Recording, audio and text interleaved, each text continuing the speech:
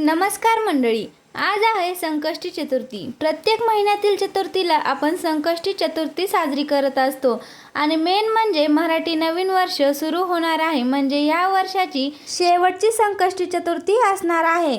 बऱ्याच लोकांना उपवास असतो, काही लोकांना उपवास धरणं शक्य होत नाही, पण ज्याला जशी जमेल तशी तो गणरायाची सेवा करत असतो। गणपती बाप्पा विघ्नहर्ता आहे। आपल्या आयुष्यात कधी दुःख संकट येऊ नये आणि जरी ते आले तरी सुद्धा त्याची तीव्रता कमी व्हावी म्हणून आपण गणरायाला प्रार्थना करत असतो। आपल्या प्रत्येकाच्या घरातच गणपती बाप्पांची मूर्ती असेल आणि मूर्ती जर असेल तर नक्कीच गणपती बाप्पांच्या मूर्तीवर आपल्याला जलाभिषेक करायचा आहे। आणि त्याचबरोबर एकदा तरी श्री गणपती अथर्व शीर्षम आणि गणपती स्तोत्रम आणि एक माळ तरी ओम गण गणपतये नमः या मंत्राची आवर्जून करायची आहे। तसेच जलाभिषेक करताना देखील आपल्याला ओम गण गणपतये नमः या मंत्राचा 108 वेळा मंत्र जप करायचा आहे। तसेच बघा, गणपती बाप्पांची सर्वात आवडती गोष्ट म्हणजे दुर्वा। 21 दुर्वांची एक जोडी बनवून आपल्याला गणपती बाप्पांच्या चरणाशी अर्पण करायची आहे। दिवसभरात तुम्हाला जेव्हा शक्य होईल तेव्हा तुम्ही ही 21 दुर्वांची जोडी गणपती बाप्पांच्या चरणावर अर्पण करू शकतात। पण लक्षात घ्या, गणपती बाप्पांना दुर्वांची जोडी अर्पण केल्याशिवाय पूजा पूर्ण होत नाही आणि त्या पूजेचे पुण्यही आपल्याला मिळत नाही। त्याचबरोबर गणपती बाप्पांना प्रिय असलेले जास्वंदीचे फुलं देखील आपल्याला त्यांना अर्पण करायचे आहेत। तर बघा मंडळी, गणपती बाप्पांना प्रसन्न करून घेण्यासाठी आणि आपले दुःख घरातून बाहेर टाकण्यासाठी अतिशय महत्त्वाची सेवा आणि उपाय करायचे असतात।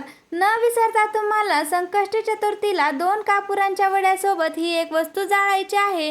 यामुळे घरातले जे विघ्न आहेत आणि येणारे विघ्न आहेत ते देखील टळतात।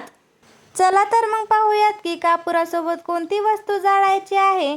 त्यामुळे व्हिडिओ शेवटपर्यंत पहा आणि आपल्या चॅनलवरती नवीन असाल तर आपल्या चॅनलला सबस्क्राईब करा।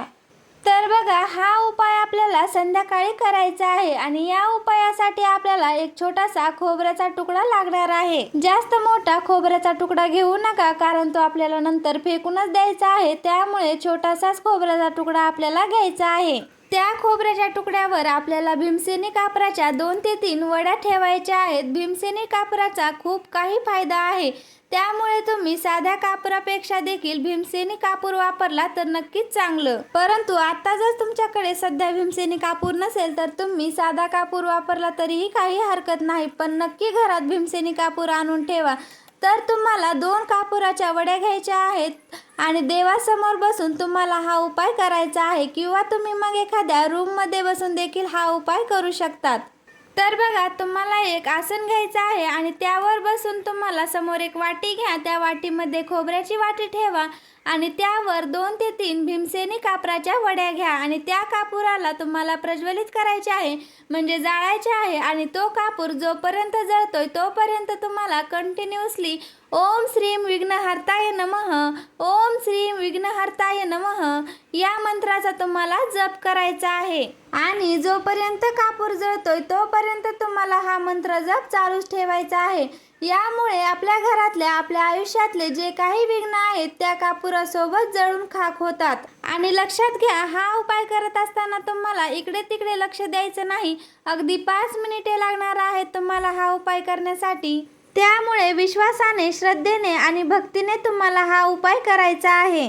कोणताही उपाय किंवा प्रभावी सेवा करण्यासाठी अगदी मनाने, भक्तीने आणि श्रद्धेने आपल्याला ही प्रभावी सेवा करायची असते, तरच आपल्याला त्या सेवेचे फळ मिळत असते।